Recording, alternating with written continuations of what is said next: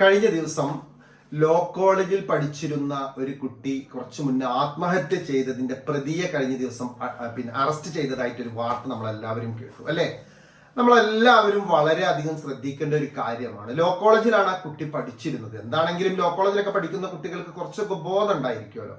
പക്ഷെ ആ കുട്ടി പഠിച്ചുകൊണ്ടിരിക്കുന്ന സമയത്ത് ആ സ്ഥാപനത്തിന്റെ തൊട്ടടുത്തുള്ള കോഫി ഷോപ്പിൽ നിന്നോ മറ്റോ പരിചയപ്പെട്ട ഒരു വ്യക്തിയുമായിട്ടാണ് ആ കുട്ടി വല്ലാതെ അടുത്ത് ഇടപഴകി പെരുമാറി അങ്ങനെ അവരുടെ ലൈഫ് അങ്ങനെ മുന്നോട്ട് പോകുന്നു. പക്ഷേ അവൻ വിവാഹിതനാണെന്നുള്ള ഒരു കാര്യം ആ കുട്ടിയെ അറിയിച്ചിരുന്നില്ല എന്നുള്ളതാണ്. പോലീസ് പറയുന്നത് അങ്ങനെയാണ്. അവൻ വിവാഹിതനാണ് എന്നുള്ളൊരു കാര്യം ആ കുട്ടിയെ അറിയിച്ചിരുന്നില്ല. കുറച്ച് കഴിഞ്ഞപ്പോഴാണ് ആ കുട്ടി ഇവൻ വിവാഹിതനാണെന്ന് മനസ്സിലാക്കുന്നത്. പക്ഷെ ഇവനൊരു പ്രണയവുമായി മുന്നോട്ട് പോവുകയും ഇവനൊരു വിവാഹിതനാണെന്ന് അറിഞ്ഞപ്പോൾ കുട്ടി അതിൽ താല്പര്യം പ്രകടിപ്പിക്കാതിരിക്കുകയും ചെയ്തു. അവർ തമ്മിലുള്ള ബന്ധം ഒരുപാട് പ്രശ്നമായി. നല്ലൊരു മോളാണ്, നമുക്ക് കണ്ടാൽ മനസ്സിലാക്കാൻ പറ്റും. പക്ഷെ എന്ത് ചെയ്യാനാ? നമ്മളെല്ലാ വിവരങ്ങളും പഠിക്കുന്നുണ്ട്. പക്ഷെ സ്വന്തം ജീവിതത്തിൽ വിജയിക്കുവാനുള്ള ഒരറിവ് നേടാത്തതിന്റെ, അല്ലെങ്കിൽ നമുക്ക് നമ്മുടെ മനോനിയന്ത്രണത്തിന്റെ, അല്ലെങ്കിൽ നമ്മുടെ ജീവിതത്തിൽ നമുക്ക് സംഭവിക്കുന്ന പ്രശ്നങ്ങളെ, പ്രതിസന്ധികളെ എങ്ങനെ നേരിടണം എന്നുള്ള ഒരു അറിവ് നേടാത്തതിന്റെ വലിയൊരു വിപത്താണ് ആ കുട്ടി കാണിച്ചു വെച്ചത്. അവനുമായിട്ട് എന്തൊക്കെയോ പ്രശ്നങ്ങൾ ഉണ്ടായി.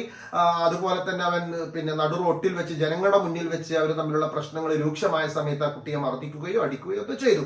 അതിന്റെ പേരിൽ മനം നൊന്നുകൊണ്ട്, അതുപോലെ തന്നെ കുട്ടികളുള്ള വിവാഹം കഴിഞ്ഞ് കുട്ടികൾ അതിന് മറച്ചു വെച്ച് അവളെ ചതിച്ചു എന്നുള്ളതിന്റെ ഒക്കെ പേരിലാണ് ആ കുട്ടി ആത്മഹത്യ ചെയ്തത് എന്നാണ് പറയുന്നത്. എന്താണെങ്കിലും ഇപ്പൊ പ്രതിയെ പിടിച്ചിട്ടുണ്ട്. അപ്പൊ എന്റെ പ്രിയപ്പെട്ട മക്കളോട് എപ്പോഴും പറയുന്ന ഒരു കാര്യമാണ്, അപ്പൊ ആ കുട്ടി പഠനത്തിൽ മോശമായതിന്റെ പേരിലോ, തന്റെ ഹാർട്ടിനോ ലിവറിനോ കിഡ്നിക്കോ അസുഖം ഉണ്ടായതിന്റെ പേരിലോ, അതല്ലെങ്കിൽ മറ്റുള്ള വിഷയത്തിന്റെ പേരിലൊന്നും അല്ല ഈ ജീവൻ നഷ്ടപ്പെട്ടത്. ഒരുത്തരുമായിട്ട് അടുത്തു, പ്രണയിച്ചു, അങ്ങനെ ആ പ്രണയബന്ധം മുന്നോട്ട് പോയി. അതിലൊരുപാട് പ്രശ്നങ്ങൾ ഉണ്ടായി. അവൻ കള്ളത്തരങ്ങൾ പറഞ്ഞ ആ കുട്ടിയുമായിട്ട് അടുത്തു. പിന്നീട് മനസ്സിലാക്കി അവൻ എന്നെ ചതിച്ചു, ഫ്രോഡാണ്, എന്നെ സത്യസന്ധമായിട്ട് പ്രണയിക്കല്ലായിരുന്നു. അവൻ വളരെ മോശമായിട്ട് സത്യങ്ങൾ മറച്ചു വെച്ച് കളവിലൂടെ എന്നെ മുന്നോട്ട് പ്രണയത്തിന്റെ ചതിക്കുഴിയിലേക്ക് കൊണ്ടുപോയി എന്നുള്ള ഒരു ടെൻഷനൊക്കെ കയറിയിട്ടാണ് ഈ കുട്ടി ആത്മഹത്യ ചെയ്തത്. ഇവിടെ ഞാൻ എപ്പോഴും പറയാറുണ്ട്, എന്റെ പ്രിയപ്പെട്ട സഹോദരി ആത്മഹത്യ ചെയ്തതിന് മുന്നേ ഒരു കാര്യം ചിന്തിക്കണമായിരുന്നു. കാരണം ഇവളെ പഠിപ്പിക്കാൻ വേണ്ടിയിട്ട് ഒരുപാട് സമ്പത്ത് ചെലവാക്കി, ഒരുപാട് കാത്തിരുന്ന്, ഒരുപാട് വളർത്തിണ്ടാക്കിയ മാതാപിതാക്കൾ ഉണ്ടായിരിക്കും, വേണ്ടപ്പെട്ടവരുണ്ടായിരിക്കും. അവരെ കുറിച്ചൊന്നും ഓർക്കാതെ തന്നെ ഇന്നലെയോ മിനിയാനോ പരിചയപ്പെട്ട, 6 മാസം മുന്നേറ്റാണ് അവരെ പരിചയപ്പെടുന്നത്. അങ്ങനെയുള്ള ഒരു വ്യക്തി ചതിച്ചു എന്ന് തോന്നുമ്പോൾ ആ ചതിച്ചവന് വേണ്ടിയിട്ട്, തന്റെ ജീവിതത്തിൽ നശിപ്പിച്ചവന് വേണ്ടിയിട്ട് സ്വന്തം ജീവിതം കളയുന്ന തീരുമാനം എങ്ങനെയാണ് എടുക്കാൻ തോന്നുന്നത്? അല്പമെങ്കിലും ബുദ്ധി ഉണ്ടെങ്കിൽ, തൻ്റെ ഇടമുണ്ടെങ്കിൽ എങ്ങനെ നമുക്ക് കഴിയുന്നു അങ്ങനെ ഒരു തീരുമാനം എടുക്കാൻ? അവനൊരു ഫ്രോഡാണ്, അല്ലെങ്കിൽ അവൻ മോശക്കാരനാണ്, ആ ഒരു നരകത്തിൽ നിന്ന് ഞാൻ രക്ഷപ്പെട്ടല്ലോ, അല്ലെങ്കിൽ ആ ഒരു ക്യാൻസർ ആയുള്ള രോഗം, ഇതെന്ന് പറഞ്ഞാൽ അത്രയും മോശമായിട്ടുള്ള ഒരു പ്രണയമാണല്ലോ, അല്ലെങ്കിൽ ചതിക്കുഴിയാണല്ലോ, അതിൽ നിന്ന് ഞാൻ രക്ഷപ്പെട്ടല്ലോ എന്ന് ആത്മാർത്ഥമായിട്ട് സന്തോഷിച്ചുകൊണ്ട് ആഘോഷിക്കേണ്ടതിന് പകരം ഒരു ചതിയിൽ നിന്ന് തിരിച്ചറിവ് കിട്ടി രക്ഷപ്പെട്ട സമയത്ത് ജീവിതം കൊണ്ട് അവസാനിപ്പിക്കുക എന്ന് പറയുമ്പോൾ നമ്മുടെ നിലവാരം എന്താണ്? എത്ര വലിയ ഡോക്ടർ ആവട്ടെ, എഞ്ചിനീയർ ആവട്ടെ, മറ്റെന്തു പഠന മേഖലയിലൂടെ സഞ്ചരിക്കട്ടെ, അതൊന്നും ഇവിടെ വിഷയമല്ല. നമ്മൾ ചിന്തിക്കേണ്ടത് ജീവിതത്തിൽ വിജയിക്കുവാനും പ്രശ്നങ്ങളും പ്രതിസന്ധികളും വരുമ്പോൾ തിരിച്ചറിവോട് കൂടിയിട്ട് ഒരു തീരുമാനം എടുക്കുവാനുമുള്ള പക്വത നമുക്കില്ല എങ്കിൽ നമ്മൾ നേടിയ വിദ്യാഭ്യാസമൊക്കെ വെറുതെയാണ്. ഇവിടെ ഈ കുട്ടി ജീവനൊടുക്കിയത് ഈ ഒരു വ്യക്തിയുമായി പരിചയപ്പെട്ടു, കുറച്ചു കാലം അടുത്ത് ജീവിച്ചു, പിന്നീട് അവൻ ഫ്രോഡാണ്, എന്നെ ചതിച്ചു, വഞ്ചിച്ചു എന്ന് തിരിച്ചറിഞ്ഞു. അതിനപ്പുറം വേറെ പ്രശ്നങ്ങളൊന്നുമില്ല. എന്ത് തന്നെ നഷ്ടപ്പെട്ടാലും, എന്ത് നാണമാവട്ടെ, മാനമാവട്ടെ, എന്ത് നഷ്ടപ്പെട്ടു പോയിട്ടുണ്ടെങ്കിലും അവൻ അങ്ങനെ ഒരു ചതിയനാണ്, അവനൊരു പ്രശ്നക്കാരനാണ്, അല്ലെങ്കിൽ അവളൊരു പ്രശ്നക്കാരനാണ്. അങ്ങോട്ടും ഇങ്ങോട്ടും ഏത് ബന്ധത്തിലാവട്ടെ, പ്രണയത്തിലാവട്ടെ, തിരിച്ചറിഞ്ഞു കഴിഞ്ഞാൽ ഉടനെ നമ്മളൊരു ഒരു ഒരു ഒരു സടകുടഞ്ഞെഴുന്നേറ്റ് ഒരു ബോധത്തോടു കൂടി ജീവിക്കാനുള്ള തൻ്റെ ഇടം, മനക്കരുത്തല്ലേ കാണിക്കേണ്ടത്? അതിന് പകരം ഇത്രയോ വിലപ്പെട്ട, എത്രയോ കാലം മാറ്റി നോക്കി ഉണ്ടാക്കിയ മാതാപിതാക്കളെയൊക്കെ മറന്നുകൊണ്ട് ഒരുപാട് പ്രതീക്ഷകളുമായിട്ട്, ഒരുപാട് ജീവിതത്തിന്റെ സ്വപ്നങ്ങളുമായിട്ട് കഴിയുന്ന നമ്മൾ ആ ഒരു മനസ്സിൽ വെറുത്ത മനുഷ്യന് വേണ്ടിയിട്ട് ജീവിതം അവസാനിക്കുക എന്ന് പറയുമ്പോൾ നമ്മൾ ജീവിതത്തിൽ വിജയിക്കുവാനുള്ള അറിവ് നേടിയവരല്ല. അപ്പൊ അതുകൊണ്ട് എന്റെ പ്രിയപ്പെട്ടവരോട് എനിക്ക് പറയാനുള്ളത്, ഒരുപാട് പ്രതിസന്ധികൾ നമ്മുടെ മുന്നിൽ വരും. ജീവിതമാണ്, നമ്മൾ വിചാരിക്കുന്നത് പോലെ ഒന്നും ആവില്ല ജീവിതം എന്ന് പറഞ്ഞാൽ. ഒരുപാട് പ്രതിസന്ധികൾ വന്നുകൊണ്ടേയിരിക്കും.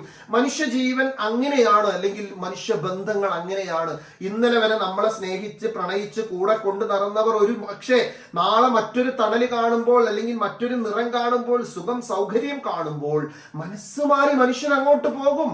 അതെപ്പോഴും നമ്മൾ ഉറപ്പിക്കണം. മനുഷ്യന്റെ മനസ്സ്, ഈ കൽബ് എന്ന് പറഞ്ഞാൽ തന്നെ മാറി മറിയുന്നത് എന്നാ. എപ്പോഴും മാറ്റം ഉണ്ടായേക്കാം. നമ്മൾ മാറും, അവര് മാറും, ഒന്നും പറയാൻ പറ്റൂല. അതുകൊണ്ട് മാറ്റങ്ങൾ ഉണ്ടാകും ജീവിതത്തിൽ. അത് എത്ര സ്നേഹമുള്ള വ്യക്തിയാണെങ്കിലും, എത്ര അടുപ്പമുള്ള വ്യക്തിയാണെങ്കിലും, എപ്പോഴും അവൻ മാറാം, അവൾ മാറാം എന്നുള്ളൊരു ഉത്തമ ബോധത്തോട് കൂടിയിട്ട് നമ്മൾ ബന്ധങ്ങൾ മുന്നോട്ട് കൊണ്ടുപോവുകയാണെങ്കിൽ ഈ പ്രശ്നം ഉണ്ടാവില്ല. ഇത് നമ്മൾ നമ്മുടെ എല്ലാം കൊണ്ടുപോയിട്ടുണ്ട് വെച്ചെടുക്കും. ഇങ്ങനെ ലോകത്ത് ആരുമില്ല, നിങ്ങൾ മാത്രമേ ഉള്ളൂ എന്നുള്ളൊരു ചിന്താഗതി. അതാണ് ഏറ്റവും വിഡ്ഢിത്തരം എന്ന് പറയുന്നത്. നിങ്ങളല്ലാതെ എനിക്ക് ആരുമില്ല, നിങ്ങൾക്ക് വേണ്ടിയാണ് ഞാൻ ജീവിക്കുന്നത്, 100% നീയാണ് എന്റെ ജീവൻ എന്നൊക്കെ പറഞ്ഞുകൊണ്ടുള്ള ജീവിതം. അത് ഭാര്യ ഭർത്താക്കന്മാര് തമ്മിലാവട്ടെ, പ്രണയിനികൾ തമ്മിലാവട്ടെ, ആര് തമ്മിലാവട്ടെ, അങ്ങനെ ഒരു വാക്കന്നെ പറയാൻ പാടില്ല.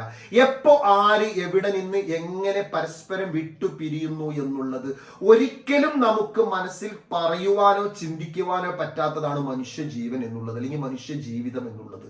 മൃഗങ്ങളുടെ കാര്യത്തിൽ പിന്നെയും പറയാം, പക്ഷെ മനുഷ്യൻ അങ്ങനെയല്ല.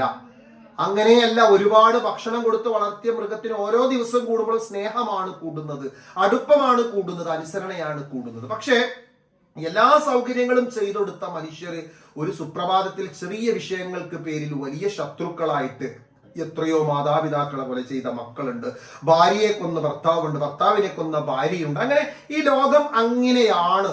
അപ്പൊ എന്താണെങ്കിലും ഈ കഴിഞ്ഞ ദിവസം നടന്ന ഈ കൊലപാതകത്തിന്റെ ചുരുളഴിഞ്ഞപ്പോൾ, പ്രതിയെ പിടിച്ചപ്പോൾ നമുക്ക് ഇവിടെ പാഠമാക്കേണ്ട ഒരു കാര്യമുണ്ട്.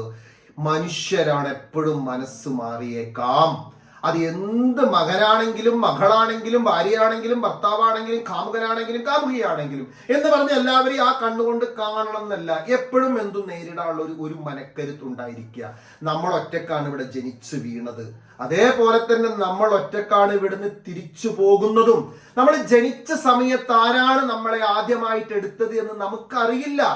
നമ്മളൊന്നും അറിയാത്തൊരു കുട്ടിയായിരുന്നു. ഇനി നമ്മൾ മരിച്ചു കഴിഞ്ഞാൽ ആരാണ് നമ്മളെ ഇവിടുന്ന് അവസാനമായി തൊടുന്നത്, അല്ലെങ്കിൽ കുളിപ്പിക്കുന്നത്, കൊണ്ടുപോകുന്നത്, ഇതും നമുക്കറിയില്ല. ഇത്രയേ ഉള്ളൂ മനുഷ്യന്റെ ജീവിതം എന്ന് പറഞ്ഞാൽ.